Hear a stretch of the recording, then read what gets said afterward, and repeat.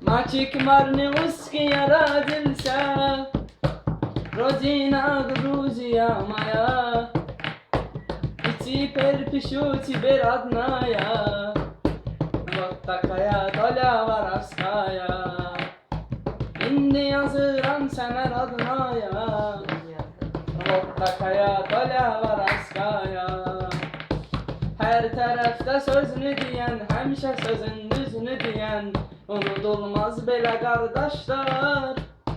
Her zaman her yerde her an kasıbın arkasında duran, unudulmaz belə qardaşlar. Başka bir alemdir usta hayatı, kimin qəlbini caran şad görək. Ömrü qədər görən var qazamatı, rolini də inşallah azad görək. Ömrü qədər görən var qazamatı, rolini də inşallah azad görək. Oğru da qorxurdu onun gözündən, bilirdi istəyini, iddiasını. Otar dönmədi heç vaxtı sözündən, oğru kimi dəyişdi dünyasını.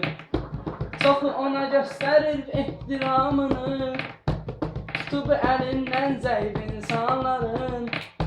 Namiqin hər kəs eşidib namını, necə adı çəkilir təmiz oğlanların. Hər tərəfdə sözünü deyən, həmişə sözün düzünü deyən, unudulmaz belə qardaşlar. Hər zaman hər yerdə hər an kasıbın arkasında duran, unudulmaz belə qardaşlar. Keçir.